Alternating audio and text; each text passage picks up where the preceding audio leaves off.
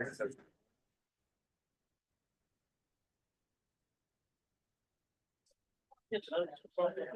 think that's. I'm just trying to do it. And then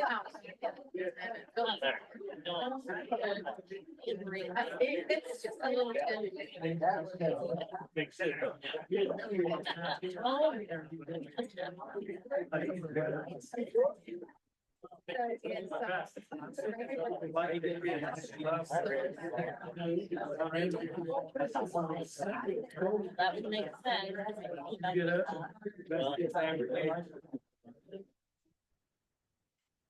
Good afternoon.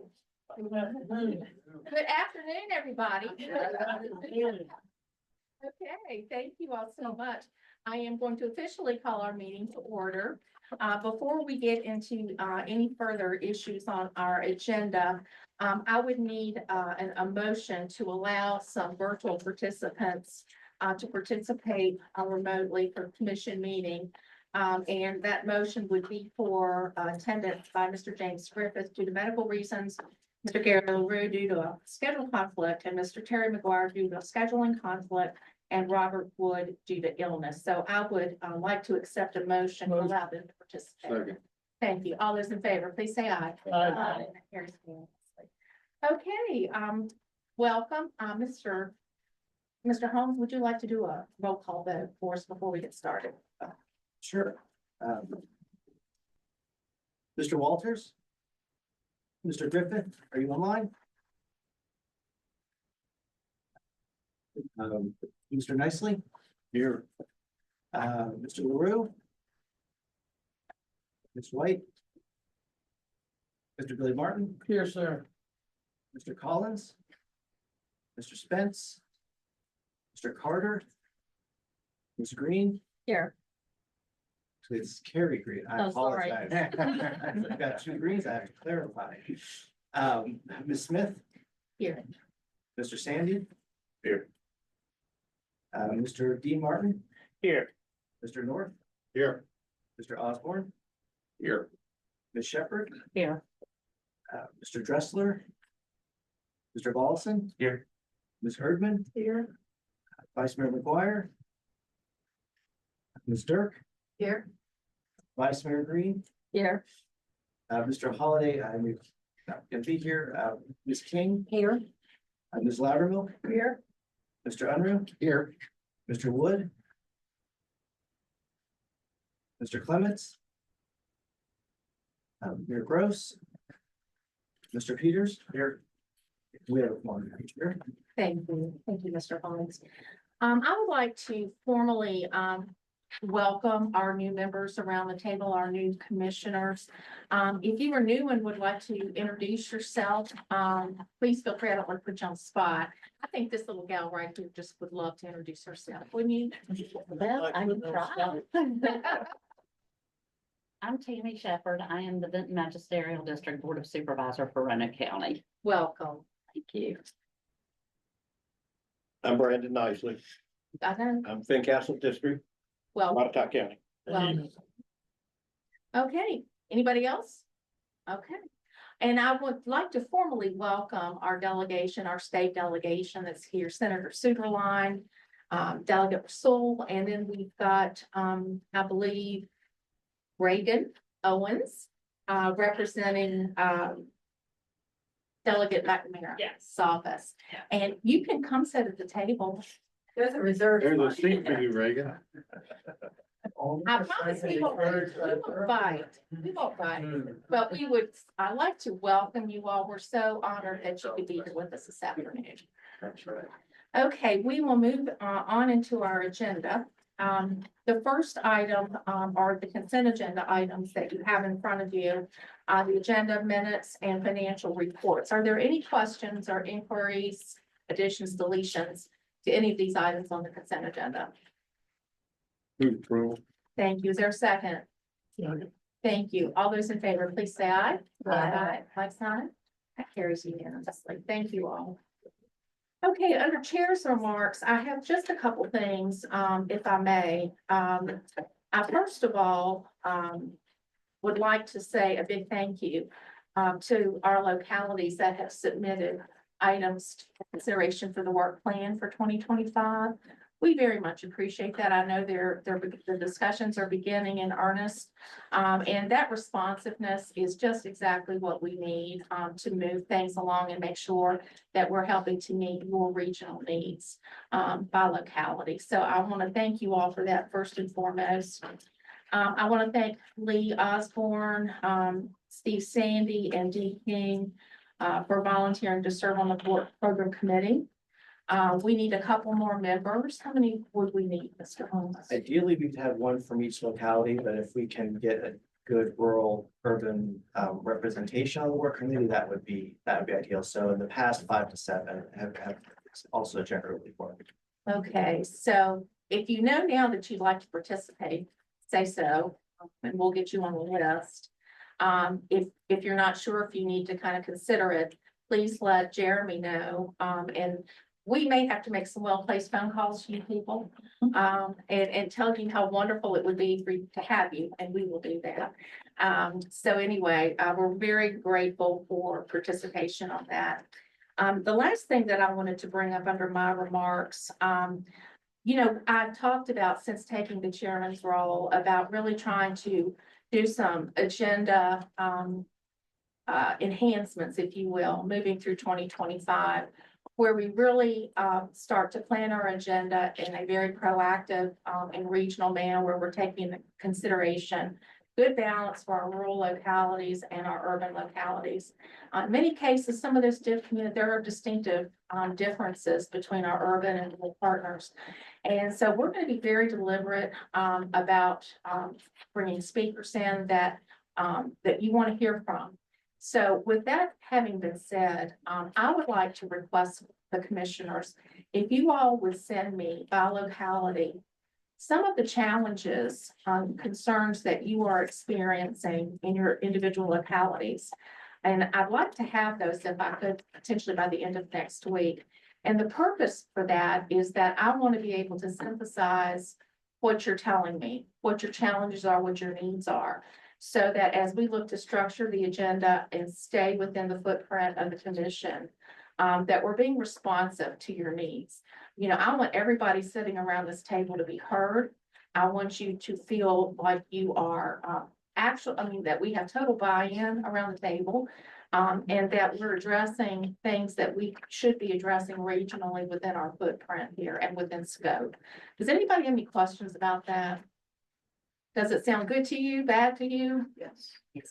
Okay, yeah, I think Peter and I are in lockstep on that. We're gonna really work hard with Mr. Holmes on that. So those are all of the remarks that I have at this juncture. Mr. Holmes, I would open it up for your report at this time. Madam Chair, just a couple of quick items, quick follow-up on the work program process. Technically, the deadline for project submission was last week. However, we are still in the process as staff of reviewing the projects we've received so far. So there's still time to sneak a couple in there. If there are other needs that your localities have, or that if you haven't had a chance to discuss those fully internally. I expect the first meeting of the work program committee will probably be in 2 to 3 weeks after the staff has had a chance to look over those initial projects and see what fits with our capacity. But I'll be in touch with those who are volunteer or voluntold in the next couple of weeks. I like that, voluntold. That kind of sounds professional, but here we go. Appointed is a little bit more. It's kinder, isn't it? Yeah. That would be the more appropriate term with it. I also would like to update everyone. I think we've talked a little bit in the past that the commission is about to undertake its strategic plan update. That RFQ has been approved by the executive committee and was released last week. So we're hoping to have a consultant or facilitator on board next week or so for that. I did want to take a moment, though, to talk about the last strategic plan. You have a staff report in your agenda that goes over some of the goals and objectives that came out of the last strategic plan. And one of the items that became obvious if we discussed this with the executive committee is that plan was completed in 2019. And then, as everybody knows, COVID hit, the world sort of fell apart a bit, We never really revisited that, which is my fault and sad, that we didn't revisit that plan in a formal way with this board and look over the progress of it. So as we go into updating it, I did want to take a moment to share some of those items with you. The staff report goes in more detail of the specific goals and objectives of that plan and some of the things that we've done. But just some of the highlights, for those of you who were around in 2019 or participated in that, you'll probably remember that a big part of that plan centered on communication and on making sure that we were listening to everybody, that we were communicating what the commission was doing to all of our members, and then working on doing some things to raise the commission's overall profile in the region so that citizens knew a little bit of what we're doing. So some of the things that the actions that came out of that were the development of a newsletter, which we have done, the establishment of an orientation session, annual orientation session with new commissioners. We opened that up last year to actually anyone, really, new staff. I think the first year or last year when we did that, we had more new staff at the local level who attended the orientation than we had new commissioners, which I think is really valuable because we work very closely with staff and having them understand what we do was really important. There's still some work that we have to do on communication, engagement with our localities, making sure that they know what we're doing and we know what they need. Chair Smith's ideas right now are part of what's certainly what's getting at that. Let me see what some other highlights I wanted to bring. A big portion of the strategic plan actually was about preparing the commission for the future. And you might remember that we did this before Wayne Strickland announced his retirement. So I think we did that. We weren't sure that he was going to retire, and then COVID hit, and he did. So, but we continue to do things to make sure we're building the right capacity, having a succession plan and sort of backup the capacity within the commission staff. So I don't want to do a whole report on everything, and a lot of the key items are in here. But mainly wanted to communicate that despite the fact that we neglected to bring this before you often enough, we did make progress on those items. There are certainly some things that we will consider that we didn't make as much progress on that will be in the next strategic plan. But we also expect the next plan will be a little bit broader on work areas, kind of planning horizons and so forth. And, are we serving everybody equally within the regional commission? So I'm happy to answer any questions on that, but I just want to let you know that we didn't forget that work. We did tackle that work. We made some progress on the work, and we're now undertaking the update of that plan. Questions? Mr. Holmes, I would ask that as we get into this, that maybe if you could just keep the commission apprised of steps, what the schedule is going to look like, what we're doing when, so that you can have an anticipation of participation. The commission will be involved, Yes. In this process. So we'll try to keep you as currently apprised of how this is going to work as possible for your schedules and for your reference. Thank you.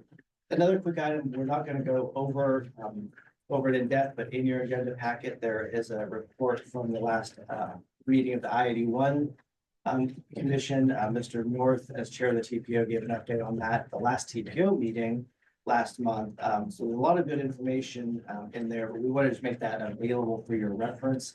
And perhaps if there's time at the end of the meeting, if you've got any questions, Mr. North would be willing to answer some of those. We wanted to make sure our General Assembly folks had plenty of time today. So we want to make that available without going too much in depth.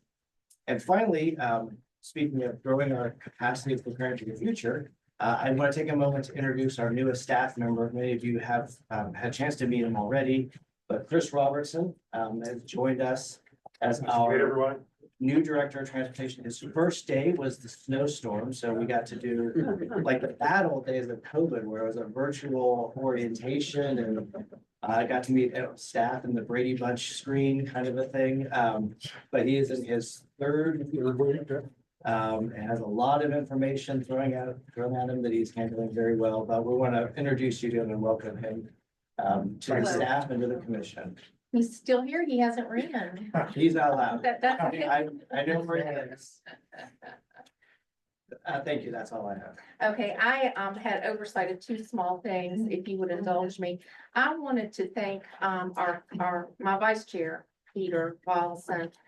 He is stepping up to the plate to represent the commission on the Air Service Task Force relative to all of the work that's going to commence on the airport improvements. And I wanted to thank you publicly, Peter. He was very kind and accepted right away, and we're in very good hands. And to the extent that you want to be on the agenda to provide follow-up reports, just let me know and we'll make that happen. Do I get free flights? Oh, my gosh. Only if I do. Yeah, there you go. The other thing I wanted to tell you all, at your place, we had prepared for your use. This is kind of like the Bible for the commission. Hopefully it has a lot of fundamental information, bylaws, rosters, et cetera, that you might want to look at from time to time. You can bring this with you to the meetings or use it as a reference point. But I wanted to make sure that there was a compilation of foundational documents for your work here. And if there are things that are not in here, please let us know and we'll make sure you get excerpts to include in this. So I hope that that's going to be helpful to you.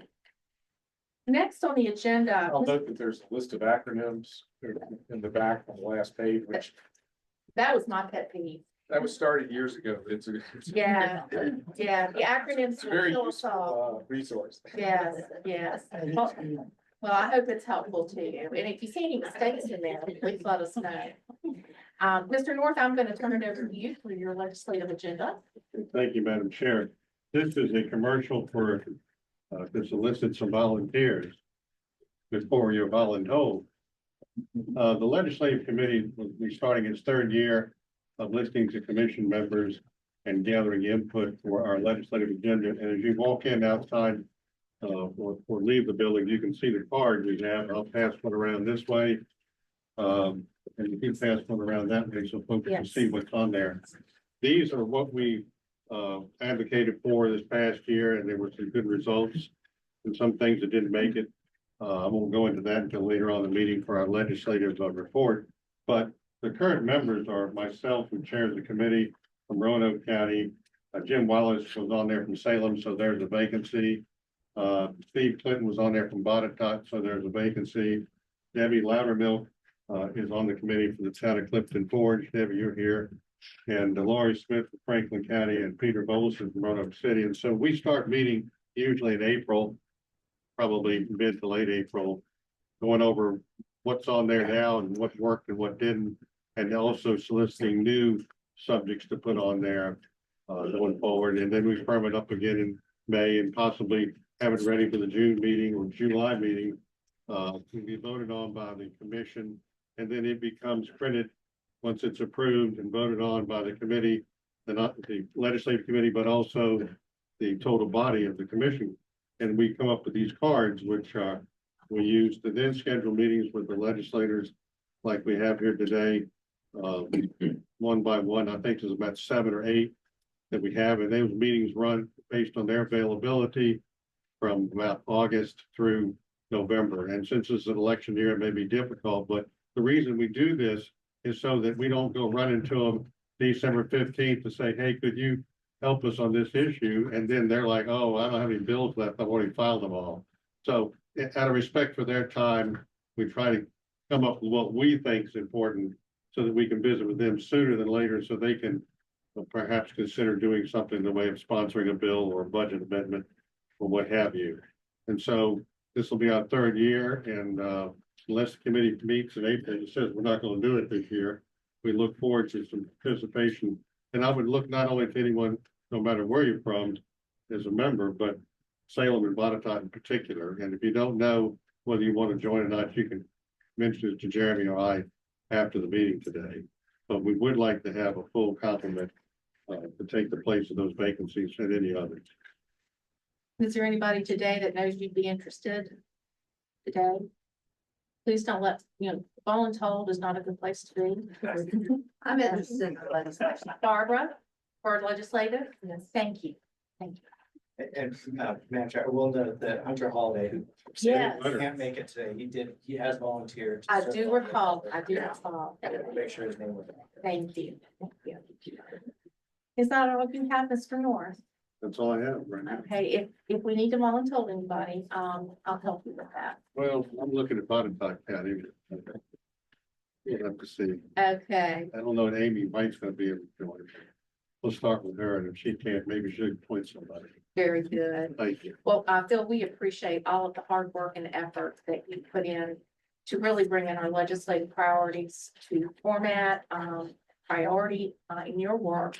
And it goes without saying, it's hugely appreciated by this commission. Thank you.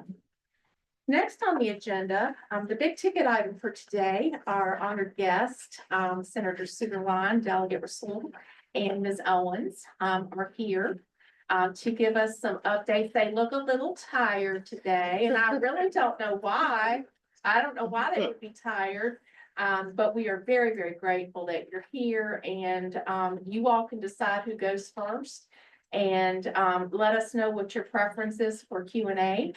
If you want them along the way or after, just let us know what your desires are. We said Reagan was gonna go first. Cool. We'll let Russell go first, and then we'll just do Q&A after each of us have gone. Very good, That very way you good. Sam, you want to take the podium? If you'd like, thank you, Madam Chair. All right. I think it's probably always best to spend as much of our time in question and answer. Because we have a couple thousand bills that we go through in a short period of time. Good afternoon, everyone. It's a pleasure to be with you. Thank you so much for the invitation. It's always great to be able to update the commission as we do annually and get to tell you all the stories about how Bill and company came to squeeze us. Make sure we don't forget about this side of Richmond for sure. There's a lot that happened. I'll just kind of tick down a bunch of stuff real quick that I wrote down based on most of your priorities that you have shared with us, but and then a few investments that we made. First, kind of the elephant in the room, and I think it's going to become a bigger and bigger issue, are the impacts of things that are happening at the federal level. So there is in the House, a special committee that has been put together to talk about the impacts of the layoffs and some of the other changes there. We are all kind of taking it day to day at this point to try to figure out what will be coming downhill from the federal government. But we certainly, at least on the House side, are not resting on our laurels. So it's kind of co-chaired with a Republican and Democrat in the House who are objectively trying to analyze Virginia is the second most reliant state in the country on the federal government as far as these federal employees. And so we are very cognizant, being in the DC suburb here, of what the implications will be. Just, to say it for the sake of saying it, I don't think it's okay that we have these layoffs and that the layoffs are coming. It's not that it is something that politically that we should be saying, well, it's happening. I think that we will all have to collectively lift up our voice, because it's going to be broader than the layoffs. We know there are going to be a lot of critical investments that are going to suffer as a result. But specifically going down several things, we made a few critical investments here. We were able to bring in $4 million in the budget for increased wet lab capacity. We were able to bring $500,000 for the new adult high school at the Excel Center that Goodwill is investing in. Several $100,000 for the AAA Area Agency on Aging, especially as they may be experiencing a few cuts with regards to some grants that have recently been frozen. We were able to sustain the $90 million in bioscience that is split between Virginia Tech, UVA, and VCU. Certainly that's helpful on the innovation corridor. We're able to, of course, keep good support for the expansion there with Virginia Tech and some of the good work that's happening right here in Roanoke that will be sustained. From an affordable housing perspective, there was a measure that came through that was trying to lift a little bit of the bureaucracy or streamline a little bit of that. So we'll continue trying to think through, not just generic development, but affordable housing development. Also making some modest investments in increasing some of the record investments we made last year with regards to the housing trust fund. So we'll have some additional dollars there. With you mentioned, Amtrak, we're looking forward to the groundbreaking that'll be happening in a couple of weeks in the New River Valley. Certainly that'll be expanding service. We've just done, so well by that. And as you might know, 2 years ago, maybe now three sessions ago, I carried the study to analyze the cost and the ability for us to be able to have a Roanoke to Richmond line would be fairly expensive, over $100 million. However, now we know what the marker is. We know what those investments would look like as we move forward. And then, I'd be remiss not to talk about, I've been fortunate enough to serve for the past couple of years as your chairman of the House Education Committee. And it's become quite a busy committee.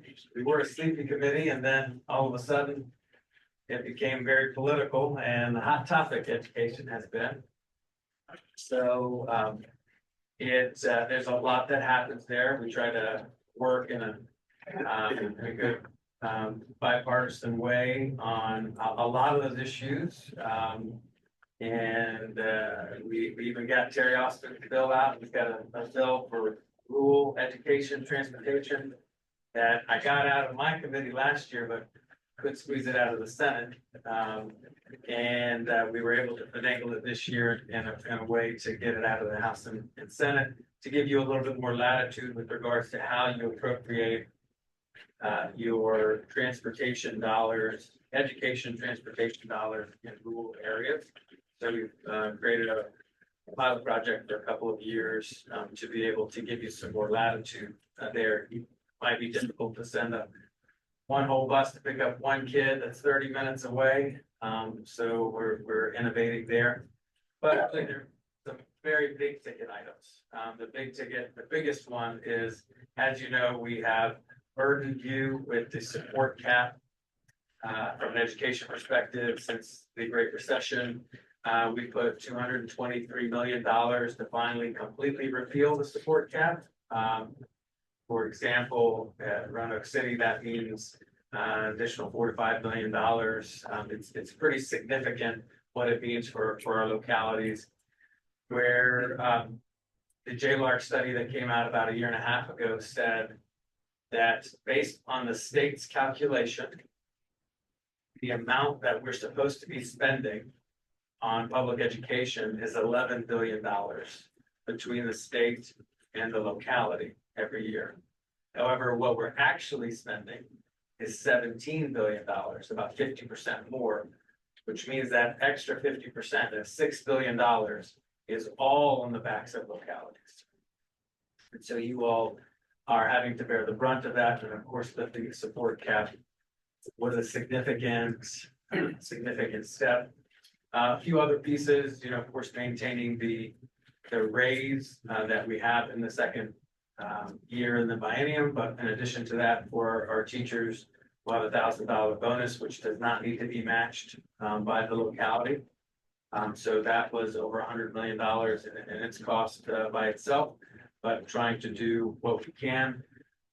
All while, and I'm fortunate enough to be serving on the Appropriations Committee, all while having, for better or for worse, a significant record amount of funds in our savings. And in Virginia, we have two major pots of savings. Won't bore you with how some of that works, but one is kind of a constitutional one, and the other one is an extra savings account that we've put historically. I think most of the time that David and I have been serving, that savings account probably was at most around $1 billion. Now it's well over $4 billion. which is a contingency there. Which, as we're seeing what's happening and things unfolding at the federal level, Virginia has always been little c conservative with regards to how we approach the budget, and how we forecast and I think, especially in these difficult and confusing times, quite frankly, you know, I think we're prepared in lots of ways, as we move forward. And, what we didn't, one or two things, and then okay, education, CTE, we've got a CTE bill to try to, I know a number of your localities are struggling, to fill some of these CTE slots. We've got a CTE bill that is coming through to streamline that a little bit more. So I see that that's one of your points here. We did pass in the budget the 1% sales tax bill through the budget. And then we actually did end up finally passing the Senator McPike, and I carried the bill last year. It was vetoed by the governor, and we did pass it out of the Senate and House again this year. Maybe we'll meet the same fate, but it actually lives in two places now. It lives through the budget temporarily, and then permanently through the legislation, should the legislation be signed into law. We've been doing, I mean, Delegate Austin has been working really hard, been a good leader for us on I-81. And continue over in this biennial budget to make sound investments in I-81. I think it's literally just a matter of getting the right firms and getting it done quick enough. And in some ways, a lot has been lined up, especially the corridor between the New River Valley and Roanoke. We've solidified most of that corridor to be 3 lanes. And I appreciate his leadership there. And then what we did not really get to as much, in my opinion, were secondary road funding.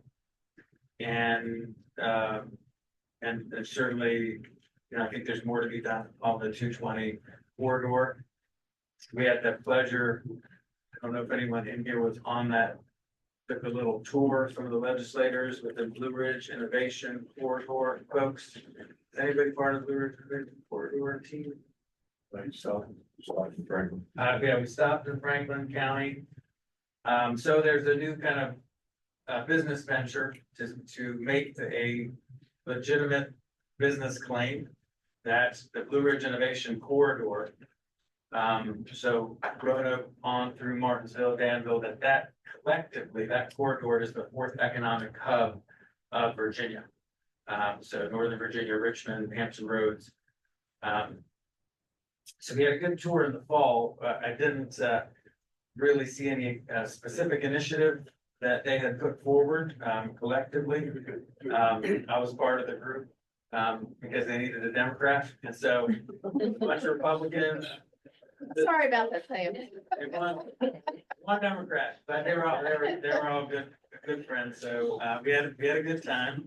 Nobody got in trouble, so that was good. And so we'll continue trying to make that case. That was just ahead of the massive investment that we, of course, heard that had happened down in South Side. And as we were able to tour that site ahead of the actual announcement down there. And then lastly, there's always just a lot. We weren't able to get it funded this year, but I will keep kind of pounding away to see what we can do with the 100-acre plus Catawba campus.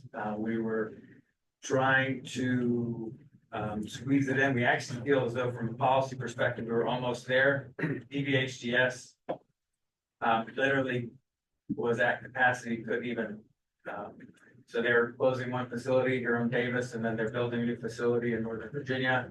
And they were literally at capacity with what they could physically take on. And so we're keep passing away, trying to take a couple of tours of the Catawba Hospital, which is has empty space. Turn it into inpatient substance abuse disorder and treatment, which this region needs. And the newest AMP analysis showed that we were 45th out of 50 states with regards to the amount of inpatient services that we have for those suffering from substance disorder. With that, Madam Chair, nobody's quite asleep just yet, but I'll pause there and turn it over to Senator Schuerlein. Thank you, Delegate Ursulou. I'm David Soonerline. It's wonderful to be with you all today. Between redistricting, I think almost everyone in this room, with the exception of Clifton Forge, I haven't seen Allegheny, they're here. Everyone is either in my current district or my former district, so it's wonderful to be with you all. And it was a very interesting year. From my perspective, we're at the midpoint of the General Assembly. We will be going into special session, we're almost certain. We've been in special session at least once every year since 2018. So it's not so special. It's going to happen. And we'll probably start that process when we go back at reconvene, which is the first week of April. And the week before that is when the governor will take his actions. I would put the over under on vetoes around 200. That would be my guess. I think that would be a reasonable place where it will likely land. So when you see a lot of the bills that came through, again, that's why I sort of view this as the midpoint, because then we're going to go back. A lot of groups have been doing statistics on here's what happened during the General Assembly session. And, you know, they don't factor in vetoes. I think there were over 50 bills that passed this year that were identical to vetoes last time. And then you could probably also find a number of bills that passed on party lines in addition to that, like collective bargaining, making all public employees subject to collective bargaining, which from our perspective and the experience everywhere else in the country, significantly increases the cost. So I expect that will be vetoed. But a lot of this gives you into a foresight of what may be the discussion next year. Again, depending on what the composition is in the General Assembly. I appreciate Delegate Russell did a great job of covering so many of the appropriation items. I don't think we can stress enough how significant it was to keep the money for both the labs and the biomedical research in there. This is a great partnership we have with some other jurisdictions in Virginia, and we're a newer part of it, and it's just so critical. I always tell folks, I love getting to advocate for that because it's something that's going to help people all over the world, and it just happens to happen here in Roanoke, Virginia, and create wonderful, high-paying jobs here. And the labs, the next step of that, where we're so optimistic about the commercial developments that are that too. So those are two very key things. Among those vetoes, I would expect the 1% sales tax to be vetoed again. I would expect that will likely get vetoed in the budget to line item. That's my hunch. I don't know if that's the governor to tell me this, but just having watched this movie before, I suspect that's what will happen. Also, something that I expect there's a decent chance will happen on some of the career and technical education. You may see some actions from the governor. One of the bills this year seeks to give service credit for previous work in the industry when they become an educator. That came with a reenactment clause on it.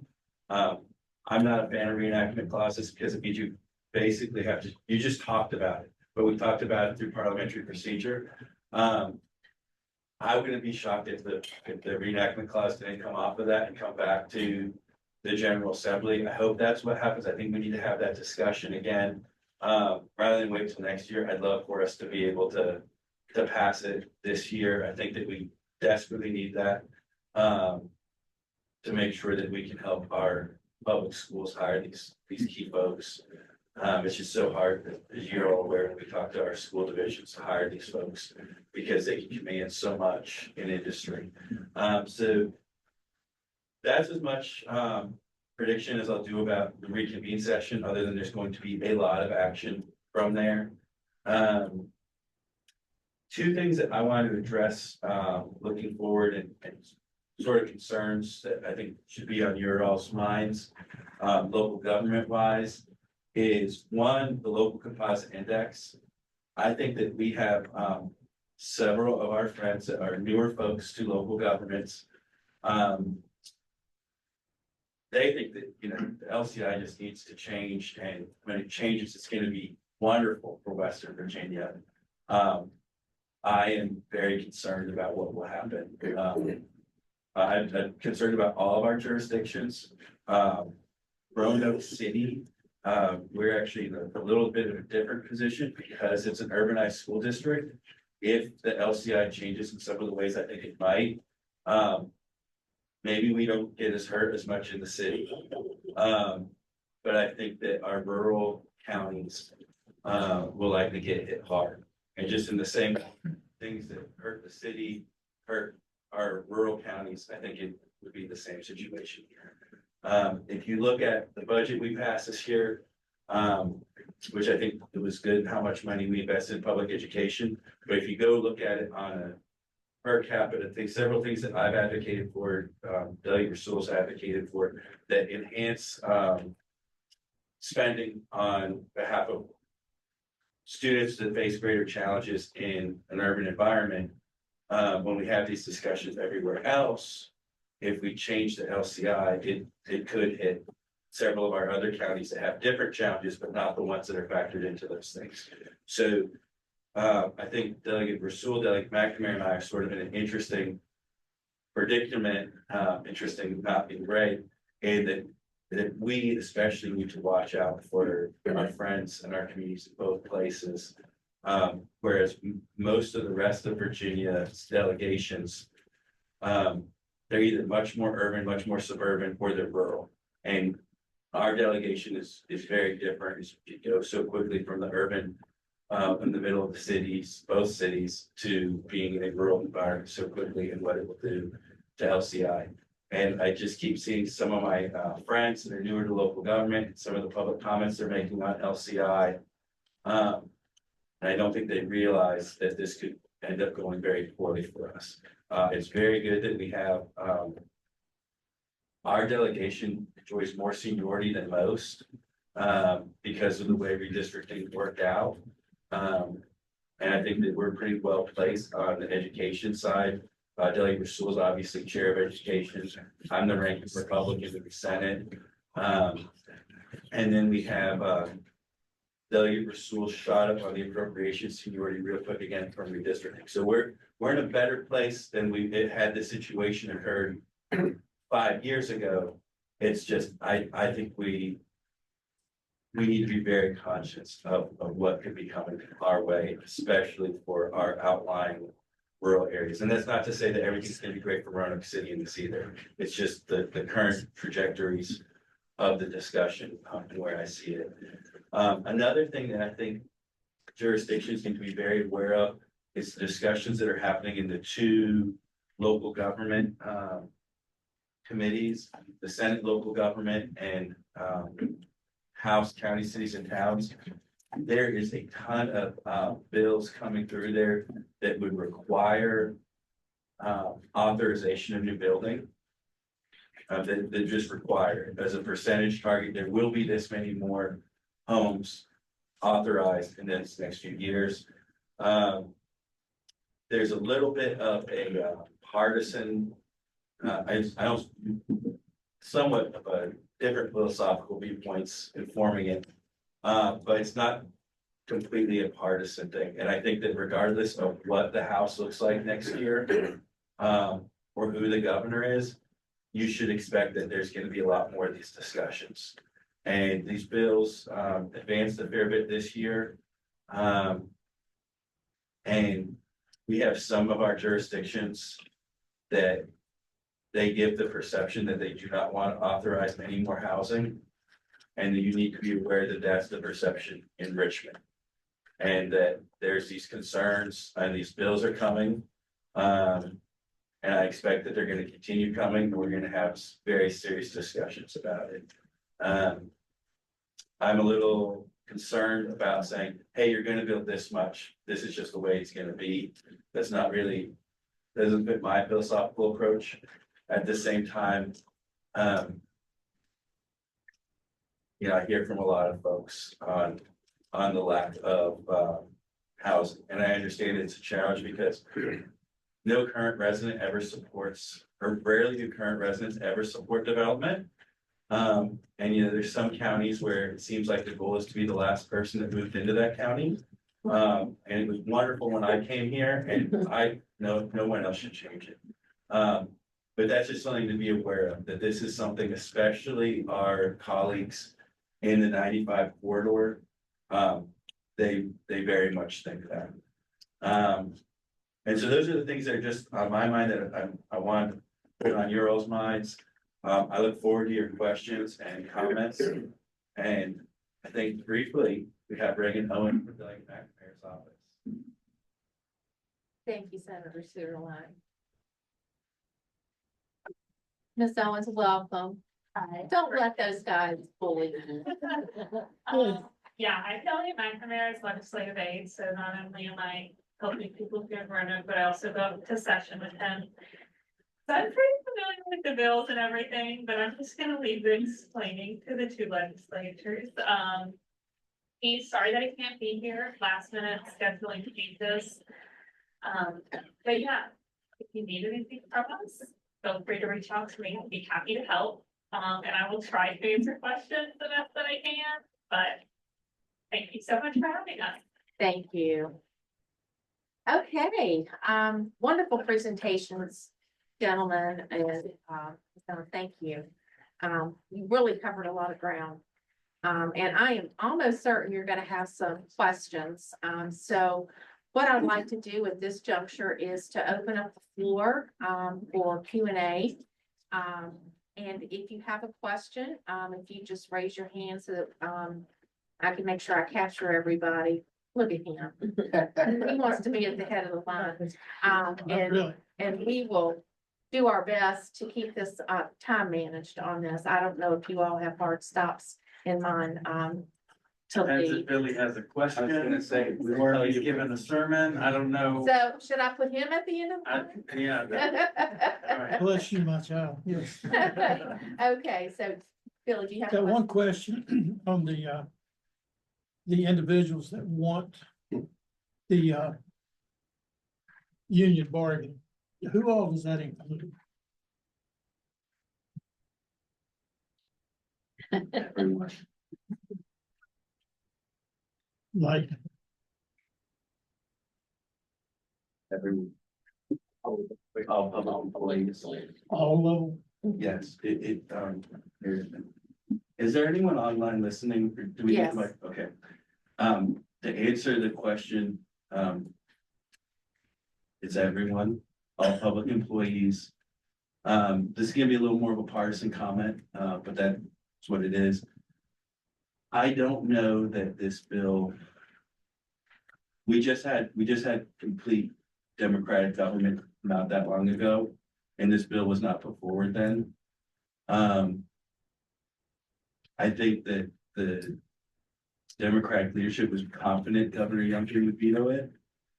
And I think it has a lot to do with the upcoming election. Because there's no greater carrot to getting organized labor involved in the election than saying you will make everyone in the public sector union, and that coupled with Virginia's unlimited campaign finance contribution law, I mean, it really creates an interesting scenario. So I strongly oppose it on policy grounds. But I do think that this was one of the more political bills. That, I mean, some of my Democratic colleagues, I won't speak for everyone, but some of them that voted for it. I have trouble believing that they actually hope this becomes the law right now. I think they would be very disappointed if Governor Youngkin signed into law and just said, go call your city councils and board of supervisors and tell them what you did. They would not be happy, I don't think. That's just my perspective. Well, Senator, I've, working in the private sector, I worked with unions for over 30 years. I was a union member in the management union, but not, in the craft union. And I thank you for your stand on that, because I think it would be a disaster if we did that. I think that we'd go down the sink in a hurry. But I'm glad to hear that you're against that, but I think it would ruin what we have now. But anyway, thank you for your comments. Any other delegation comments on that? Okay, Mr. Norton. So I know if this passed both houses and it went to the governor, when would the refunds, $400 married couple, 200 single, when would those checks be cut if it passes October like it was last time? Okay, thanks. And, Questions are great. and Softball questions, David, right? and one more question.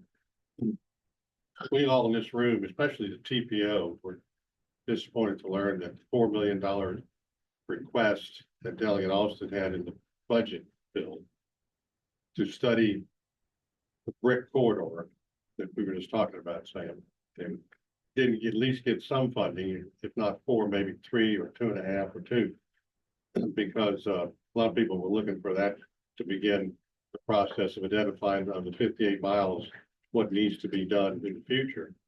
Is there any chance that they will have any viability being added by the governor?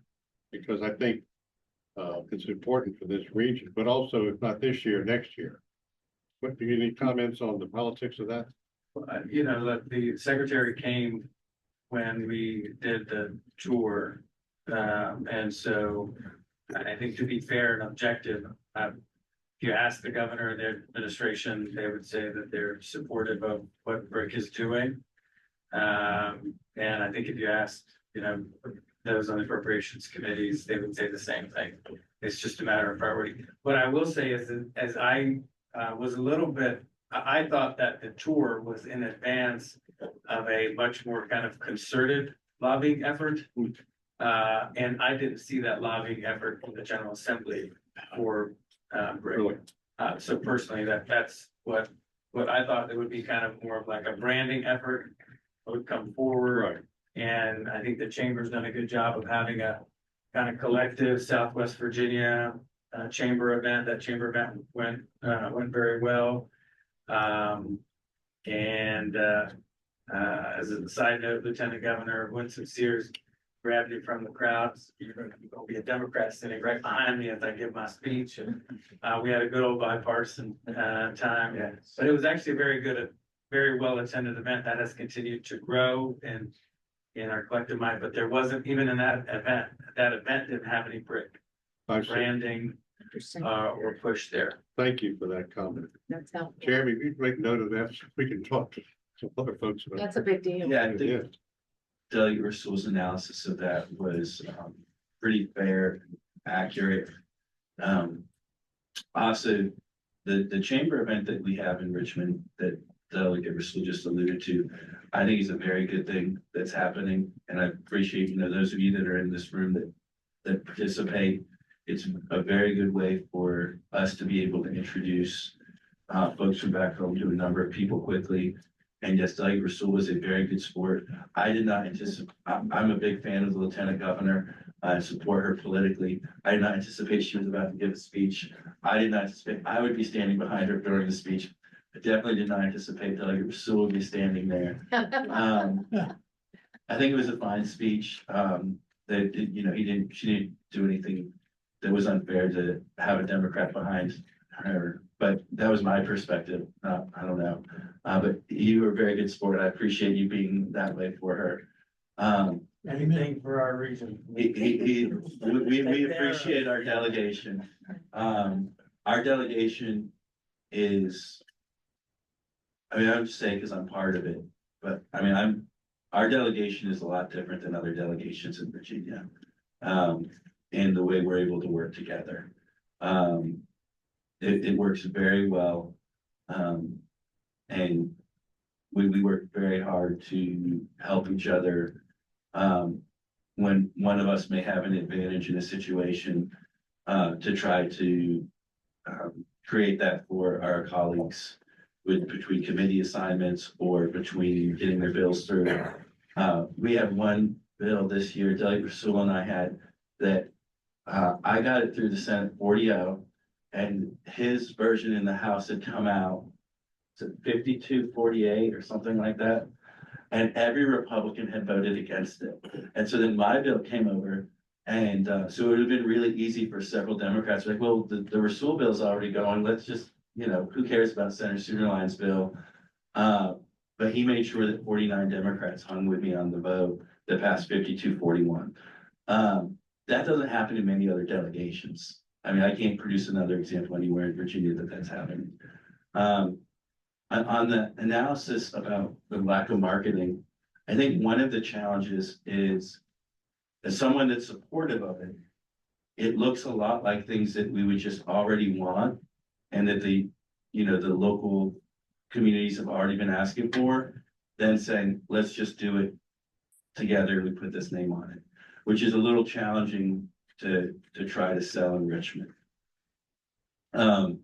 You also have to be careful from a perspective, if it looks like you're just trying to justify a road project that you've always wanted anyways. I think that may be how some people may perceive it. So we need to be cognizant of that during those discussions. Sam, thank you for your support on that. Yeah. It's good. Yeah, our pleasure. I have a question, if I may. What you gentlemen, I'd like for you to weigh in on VDOT transportation with respect to secondary road funding. And smart scale as well. We're not getting the good end of things down here. Now, you may know more than I do, clearly. But our money for secondary roads keeps decreasing. And the optics of that, for everybody that I work with, is that a lot of the money's going to Northern Virginia. And can you comment or give us any kind of feeling about what we're not getting, perhaps? You know, Ken King just pulled out of the market. I know we did. Oh, Yeah. I know. So I'm sure he's got some things to share. Yeah. And it's really, I think it's just straight power plays here, with regards to, I think in the long term, it's beneficial for us to be doubling down on smart scale and improving smart scale, the formula to help us. It is really difficult for us to do. Like last year, we got a $70 million investment, extra investment in I-81, which was great because it would actually save us 70 million. So what we did was we were expanding one side of 81 to have 3 lanes, but not the other side. Right. And they said, well, if you do both at the same time, it's actually going to save you upwards of $70 million to do it.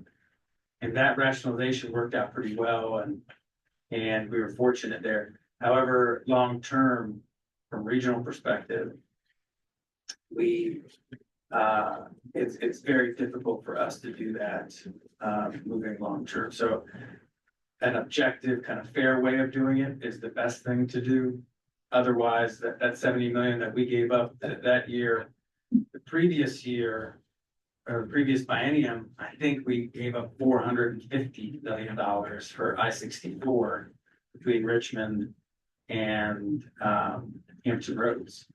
So, you know, and I'm not saying that those projects shouldn't be funded, but what I am saying is when they're not funded through Smart Scale, given our political weight, Northern Virginia is going to, every time they need money for Wilmot, their regional transit, we're constantly helping and stepping up. When they need money for Dulles Airport, we 50 million here, and when they needed nearly $500 million in total for dredging to expand the Port of Virginia, we all supported that stuff. And we just need to make sure when the time comes, and then when we wanted to do more for 81, we had to pay Northern Virginia so that way we could tax ourselves to improve our own roads. I mean, it was kind of that comical in some respects. So we just need to make sure that we're continuing to elevate it as an issue. I don't think that the urban crescent knows that there are unpaved roads in Virginia. I think that that's part of the problem. And of course, a lot of maintenance beyond the secondary roads. Secondary roads. So I think, I agree with Delegate Russell's assessment in that from a long-term perspective, Roanoke Valley, and by that, I mean, as broad as you want to define it, because actually the further you get away from downtown Roanoke, likely the more you want to do a what we call a fair approach, an objective approach, non-political approach, just based on how many members Fairfax County has. Sure. And that's Fairfax County is just one. One of the challenges when we, it could be school funding, it could be highway funding, you talk to folks. I have this conversation inside the Republican Party all the time from a political perspective. And one of the questions I like to ask people is, do you know where Glenn Youngkin got more of his votes than anywhere else in Virginia? And they don't know. I go, it's not close, it's Fairfax County. And they're like, well, he got killed in Fairfax. And it's like, that's right. You need to understand that when we're having this conversation, 1 in 8 people, 1 in 8 Virginians lives in Fairfax alone. And that's not counting Loudoun, Prince William, Arlington, or Alexandria. And thus, that means 1 in 8 senators is from Fairfax. And then for school children, it's 1 in 7 children are Fairfax County Public School students. So there was a long-standing debate between both my predecessor, Senator Edwards and Senator Smith, about how we should fund roads. And I strongly believe that anything we do that separates out the different regions, like I do not like the separate transportation funding mechanisms, because when you do that, it hurts us. We will not have the volume of sales tax or, whatever model it is. We will not have the volume of Northern Virginia or Hampton roads. And then when you even put that in a fair system and say, hey, bring what you can to this discussion, it doesn't work out. So I think long-term, I don't like smart scale. I mean, the reality is, I think Delegate Rasul's analysis of it was correct. And we really benefited last year in 81 in a big way from it. Had that not been in effect, I don't think that we would have gotten that money. And it means that 81 specifically sort of the Roanoke Valley corridor part of it would not have happened as quickly. And, we're in a race to get it done because it will become far more expensive as time goes on. On the secondary roads issue, I think Delegate Rasul is right about a lot of folks in Northern Virginia and the urban crescent not being familiar with what's happening. I remember when I first started working for Senator Smith, Delegate Fralin used to tell the joke that he regularly was asked about how often he and Delegate Kilgore, who represents Gate City, they thought they were speaking at like the same chamber luncheons, not realizing how many hours away they live. I have similar conversations with folks now about Travis Hackworth and I. And we both represent Montgomery, but we live about 4 hours away from each other. Yeah, and David, if I could just add a comment to you and Sam both. We are keenly aware of, the leverage, and in a lot of cases, appropriate leverage that Northern Virginia gets due to density, due to population, all of those things. The optics of that down here in Southwest Virginia, and I'm not telling you something you've not heard 1,000 times, but the optics are everything that is at Southwest Virginia, generally speaking, is getting overlooked. And if that's, I mean, and if it's, to me, we need you guys carrying the flag. And it might not be popular, with, a Northern Virginia contingent that carries a lot of weight in Richmond. But the fact that people that live down here have the very fundamental concerns about safe roads, about our local road funding going down instead of going up. We don't understand it. We've gone through 2 years. I know Roanoke County's gone through 3 years where we've not got a single smart scale project approved. And, it's hard for us to understand why it has to be so Northern Virginia centric when we've got representation in the General Assembly. You need to make us important to everybody else. And I know it's an uphill battle. I get it. But somewhere along the way, let us know what we can do to help move the needle on rural transportation funding. And one thing to keep in mind is that what happened several years ago, maybe 8 years ago, is that a coalition of rural and small school divisions got together and became over 70, maybe it's closer to 80 or 90 now, realizing not to fight for schools in Southwest Virginia, but to fight for schools that have similar demographic. Yes. And I would say that I would probably argue that if not the majority, close to it, of legislators have this as a concern. It's just a matter of building this coalition.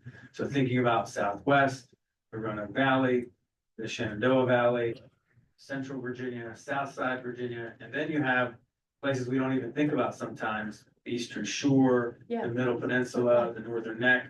Good point. So my suggestion would be as the chair of the legislative committee, Chair North over there, is thinking through this, is to think through if there is a potential for a coalition. And Sam, what, if I may, a year ago, I think it was a year ago, maybe 2, that was my mindset. And so I got 11 counties, that said that they would like to participate in a consortium like effort, specifically starting out on transportation issues. And because it came up so late in the fall with regard to timing of session, it really didn't get off the ground. I'm glad you're sharing what you are saying, because it reaffirms to me that we need to do this, and we need to do it in a very intentional manner. That we, with voices coming in a unified manner, we may have a better opportunity to give support to you all to do what you want to do and feel you should do. Yeah, and something else, that's somewhat what I was referring to when I talk about some of my newer friends that get elected to office in counties, and they talk about the LCI. Yeah. And so they're ready for us to trade in the LCI immediately, not realizing what they're going to do. So I think that something that would be helpful is, you all are more senior folks in your jurisdictions. Talk to these folks that are joining you, colleagues, show them the LCI and make sure that they realize that just the final number, where their jurisdiction falls. And that means that the Commonwealth is coming in with a lot more, because every challenger for every office they're mailers that go out in Northern Virginia that talk about how they don't get their fair share. And then they put the numbers on it. And the reason that when the people in our area don't put numbers on that argument is because the number discussion would not go as well for the challenger. But up there, it goes very well for the challenger, and they can say, here's our property tax rate, here's the property tax rate in other places. And your child's not getting the services at school that you're paying for. So just, it's all part of that. And I And he's right about, did we get up to 75 or 80 counties? Over that, Yeah, I mean, it was a high number, so it takes a lot of folks to make it happen. questions. Yes, ma'am. This is for Delegate Rasul, and I'm sure you know where I'm going with this. When we went to VACO, and after you and I spoke about the mental health for K through 12 and a potential grant for that, whatever became of that? Yeah, so we, in the budget last year, we authorized 15 million extra separate dollars for localities to be able to apply through the Department of Behavioral Health to support school-based mental health services beyond all of the other programs. Well, administratively, that really never got off the ground from BBHDS. And so they, I believe, want to kind of rethink the whole approach to how to fund it. So, we're the legislative branch. So in the legislative branch, we'll say, hey, here's the money, go forth and do things. And most of the time that happens, the executive branch goes and does that. Sometimes it doesn't. And this was one of the instances where it did not happen exactly that way, unfortunately, but it still continues to be a pretty high priority, and we'll see what additional ideas the department comes up with. So what can we do? If the money is sitting there funded, what can we do to encourage or voluntold for them to move forward with this? So there's a whole conversation around, so there's several different pieces that we have in school-based mental health care, and this was just one. I will tell you straight up, the most important thing for you to be focusing on right now is to ensure that the governor keeps the repeal of the support cap in the budget. I mean, that's a lot more money, and it's immediate, and it's in your hands.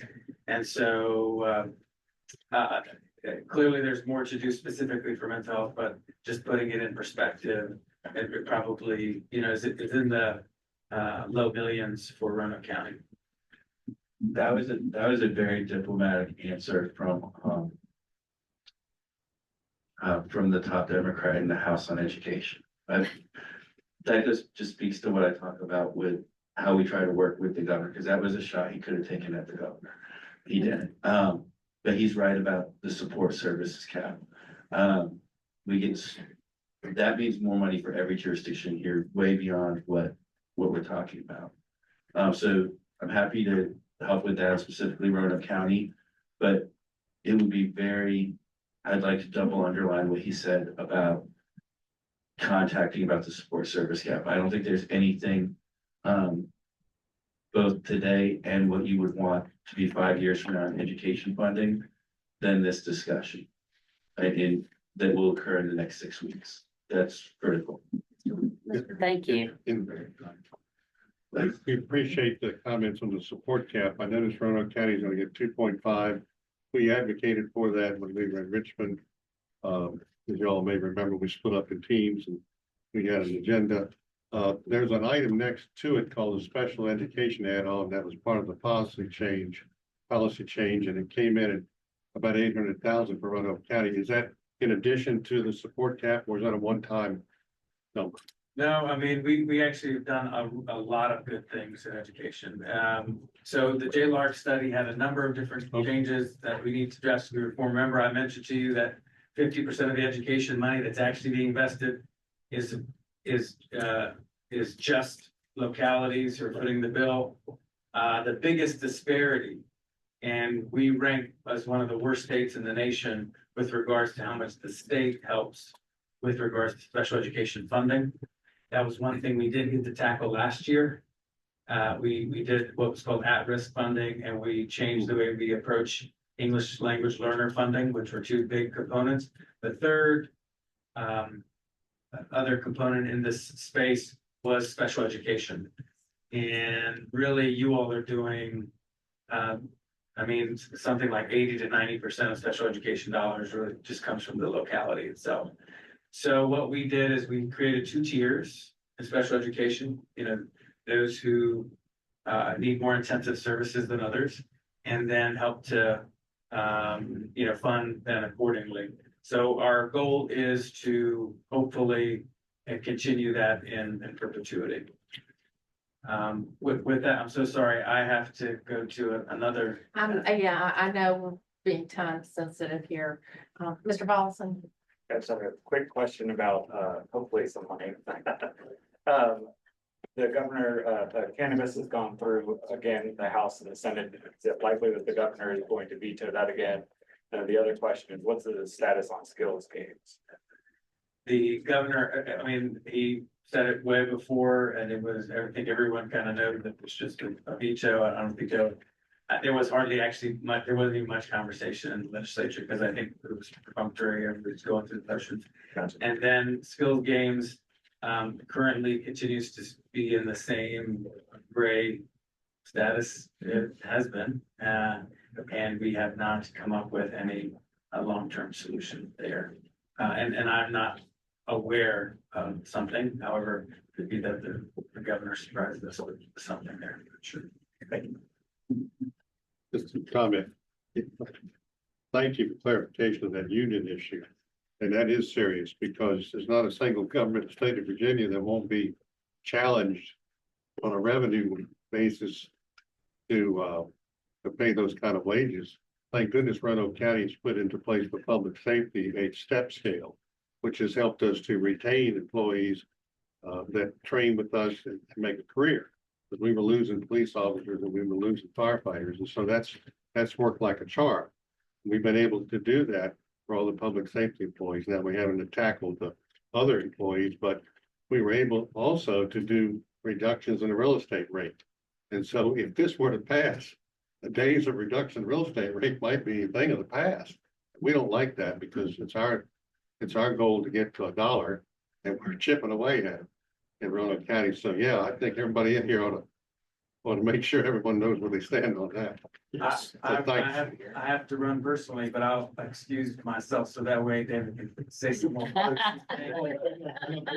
it on out there. We want to be cognizant of everybody. I appreciate that. Sam, thank you. Thank you so much for the invitation. Thank you. And I just want to say, if we can ever help with anything, myself, or of course, the delegation, we are here to work for you. Thank you, Sam. We sincerely appreciate it. My pleasure. Is everybody else okay? Are there any pressing questions before we let, even Senator Sugarland leave the room? Could I ask one quick Oh, of question? course you can. Would you let me know what your take is on the legislative requirement that all localities require accessory dwelling units? Yeah, I'll talk about that. Sam, It's a go. great time for me to leave. I think. Go, Sam. David will tell you what I think. Thanks, Sam. So I don't, my take on it is I supported the bill Governor Youngkin vetoed last year's. So this year there was work to get something that could pass and maybe be signed into law. Which is basically it's Bill Stanley legislation that ended up having Saddam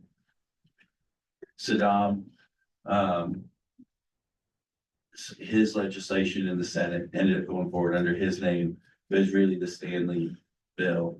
I don't know how the governor will take that. I think that we're gonna have a lot more discussion about that. I don't know that all of, Roanoke City, I think, has experienced this a lot more. But I don't think any of our other jurisdictions in our area have experienced what is likely the debates that are happening in Richmond right now. That is part of the larger conversation I talked about where there are percentages, targets of this is how many more houses that the General Assembly would require to be built. I think that that's going to continue to be a major discussion. And especially in the Senate, I think that's gonna be coming out of the Senate for a few years to come. I'm on that. The city of Roanoke already has, 80 units allowed on any property. I'll tell you that we don't really have a lot of people. In fact, we had to do a competition to come up with easy designs for folks that we give away for free from the city, but still. That's interesting. Okay, anybody else? Any other questions?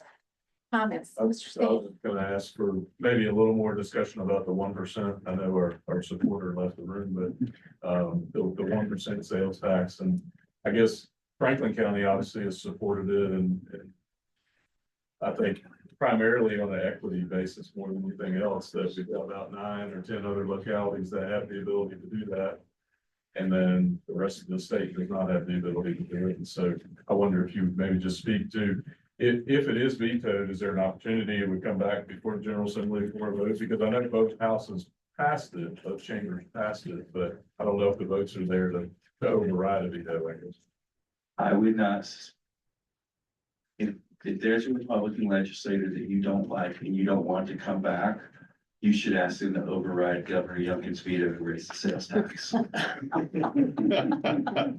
that will be your last conversation with them, in their official capacity. I would be stunned. It would lead to a significant fraying politically in Richmond if that were to happen. And the challenge is very few people actually run and say that they want to raise the sales tax. And I just would be shocked that Governor Youngkin didn't veto it. But to be clear, it does require a referendum That's right. from the locality before it's enacted. Mm-hmm. Yeah, I just don't think that he's going to do that. And the pitch on why you want to do a referendum is sort of in the same thing with meals tax discussions that we've had for years, which is, you can tell the voters, hey, people from outside our jurisdiction are going to pay this tax, and then we're going to lower property tax rates. Maybe, probably not. So that's just sort of the perspective that you're having from most folks. I think several of you've heard, I really dislike the sales tax because it's so regressive. And I think that's a perspective that you have widely. I think Delegate Rasul has said, he said the same thing, that he thinks the sales tax is awful, but he's carried the bill to do it. So I expect it will get vetoed again. And I would be shocked if that was, a veto has not been overridden in Virginia since Bob McDonnell was governor. And that one was the first time a veto had been overridden in some time before it. And so if that was the one that got overridden, it would you'd see a mushroom cloud over the Capitol. Okay, in the interest of everyone's time, I would like to say thank you.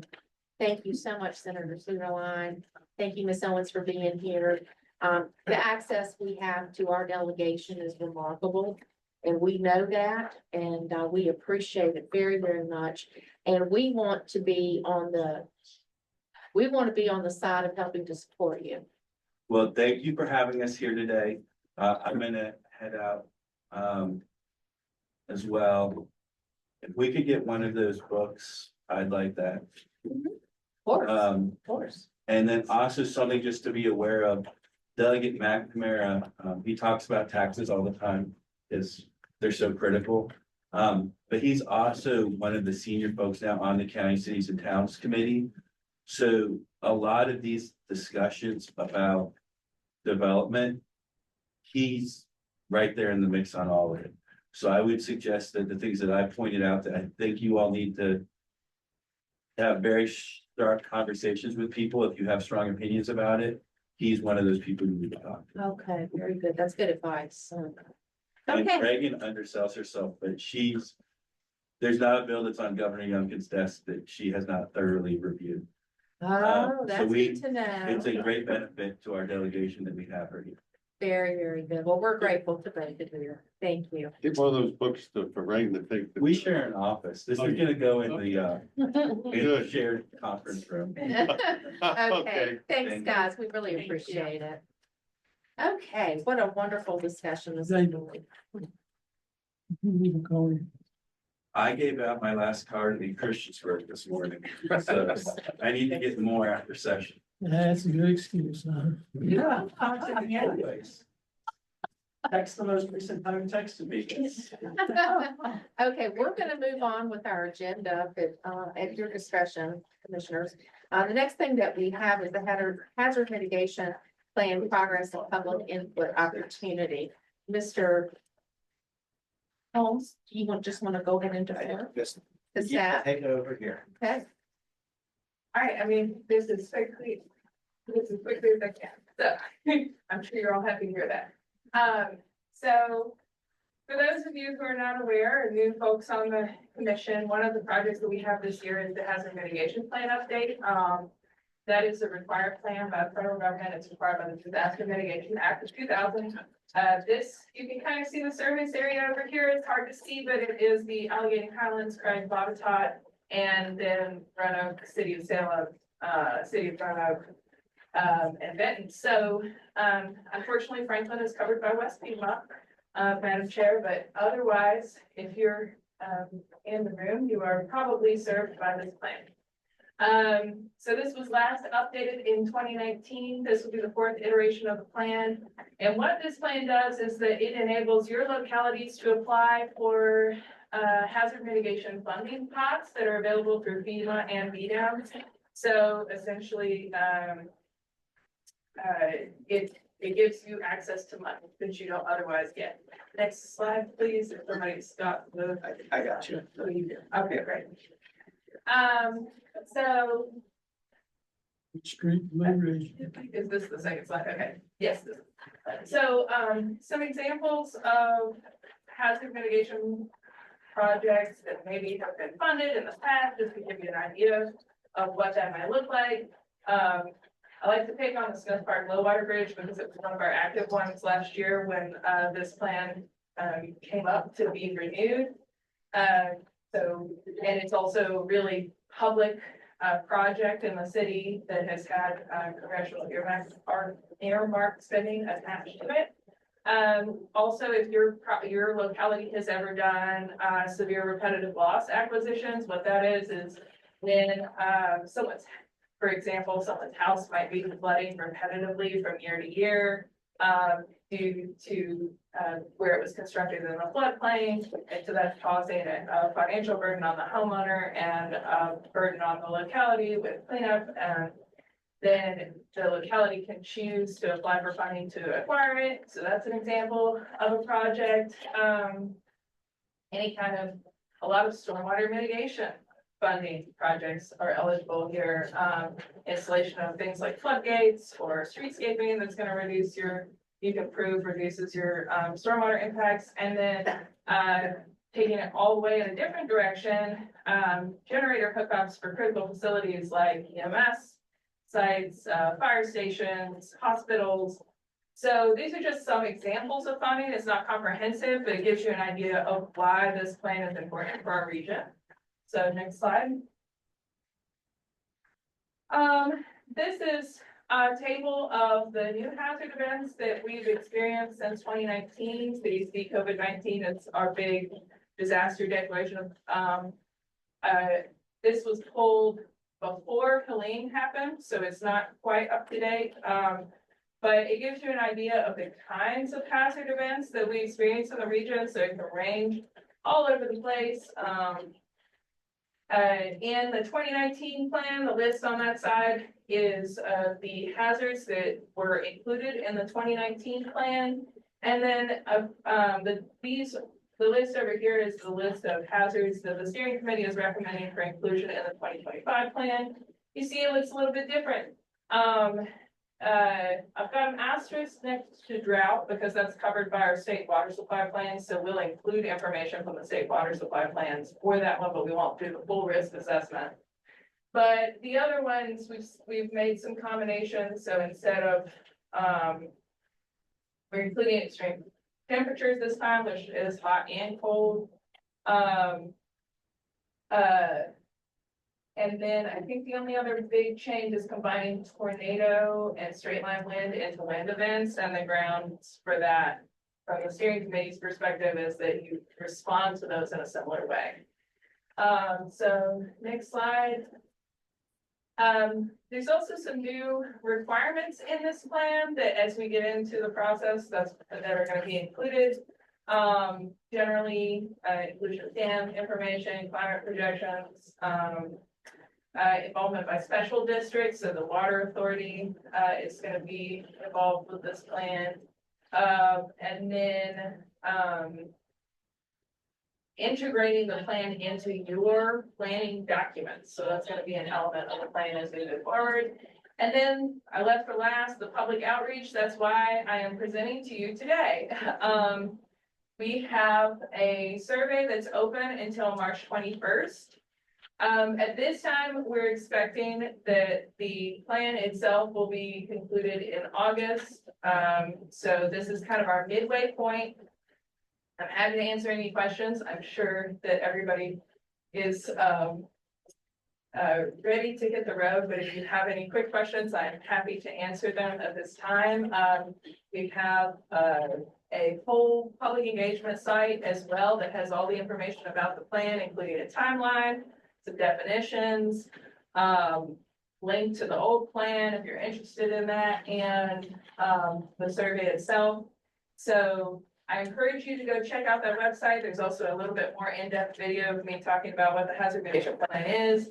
And it's all there for you if you have it. And of course, I'm here as well if you have any questions. So Billy? Yes, you, had one on there, one of the mitigations was temperature. Uh-huh. I don't ever recall seeing that on there before. It's Is it? new. It's Yeah. new. And can you tell me what precipitated that? Yeah, so part of what precipitated that is we are seeing increased openings of shelters for extreme heat events.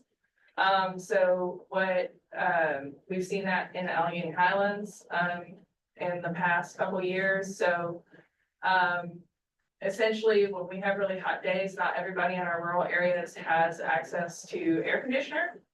And if you're elderly or have contributing health issues, then that means that you're very vulnerable to extreme temperature fluctuations, and it can cause complicated health effects. So that is why that is included.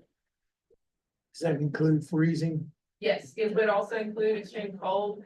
So we've also seen shelters open up in extreme cold events recently with, if there's power outages and folks don't have power, they may go to a shelter to warm up, so. Thank you. Are there any other questions for Amanda? Amanda, thank you so much. We really appreciate your report. You just want me to move on down to the Yes, committee? there's only one committee report. Oh, okay. Please. Oh, and Yeah, it's me. yes. Okay, so very quick report, which is, Kevin is out sick today, so I'm giving a report for him. The previous chair of the Blue Wave Committee was Franklin McGuire. He was the Greenway coordinator for the Greenway Commission. He has submitted his resignation, so he is no longer staff of the Greenway Commission. So we had to find a new chair for the Blue Wave Committee. The new chair will be Katie Slusher. She is a staff person from the city of Roanoke, and she was elected by the committee to represent them. So that is the update. Thank you so Thank you. much. You sure you're not wearing another hat, right? There are a lot of them. Thank you. Okay. I'll just note that Katie serves on the executive committee of the Greenway Commission, if that connection Okay. is important. Okay, very good. Thank you. That's wonderful. Thank you, Lee, for that. We're at the stage in our agenda for any other business that commissioners you all would like to bring up to the forefront this evening. Anything on your minds? Okay, we will move on to comments from commission members for the public. Are there anything, is there anything at all? Yes, ma'am. And this is for the benefit of the elected officials.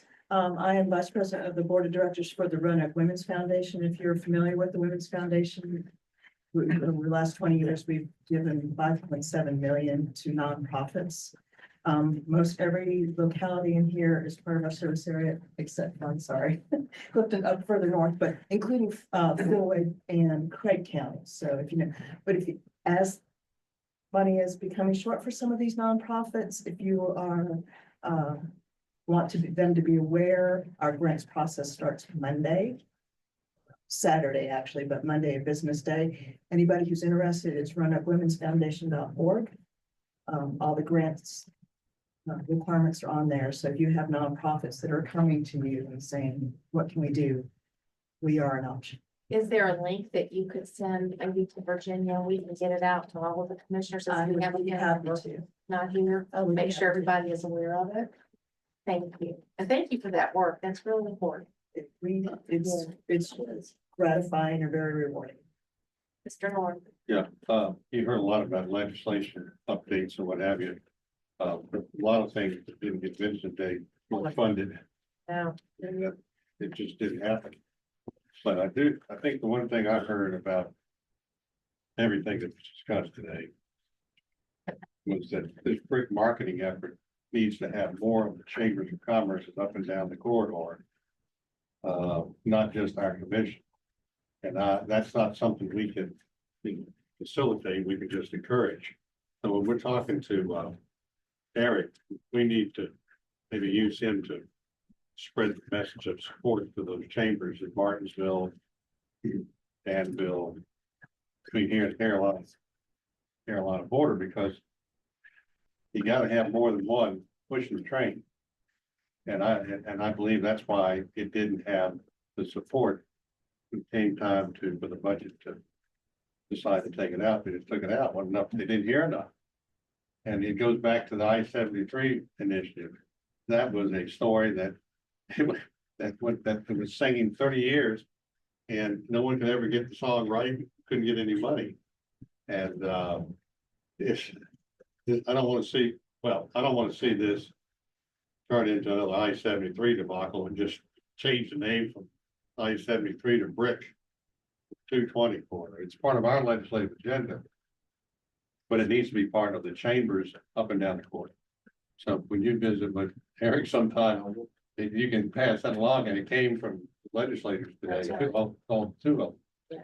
Well, I think the chamber has a larger legislative coalition. But it needs to get to the larger coalition. I'm talking about the whole state chambers in this area.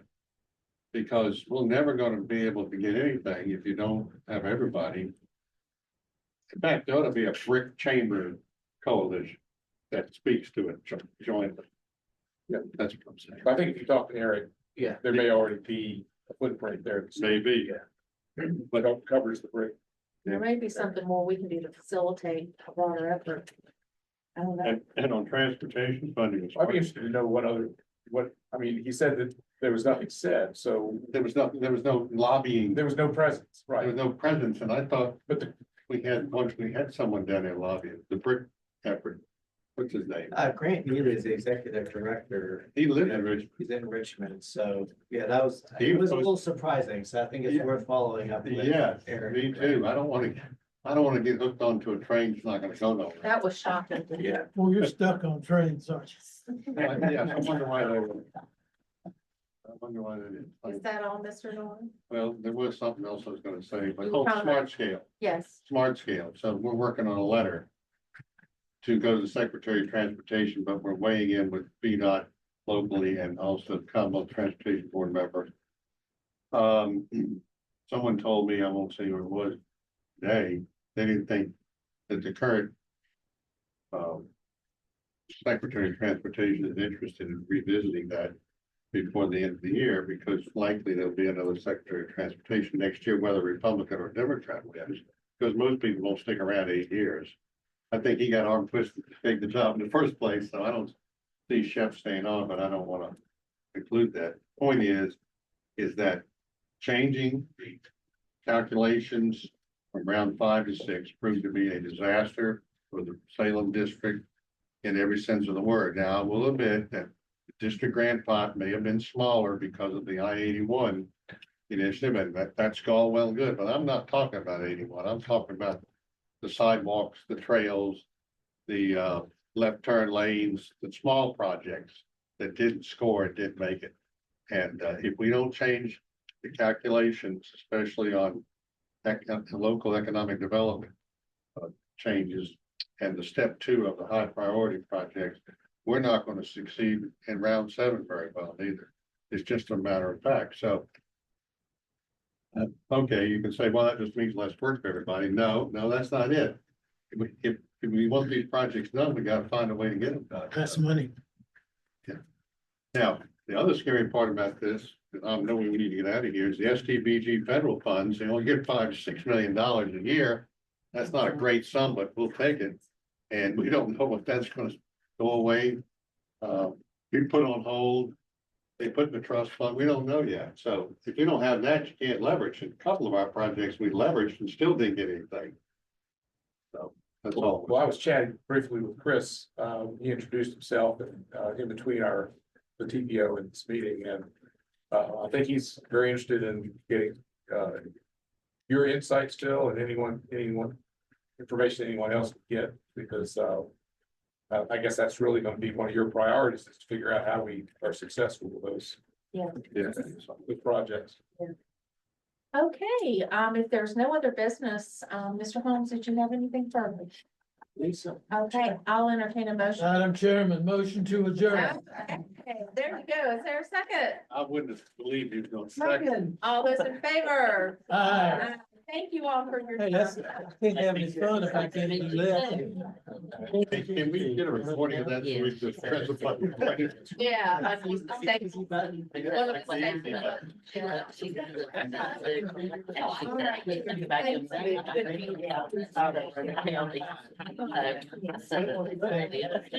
If she put something strange like help me a name, it's not that been upset. It is what it is. Yeah. My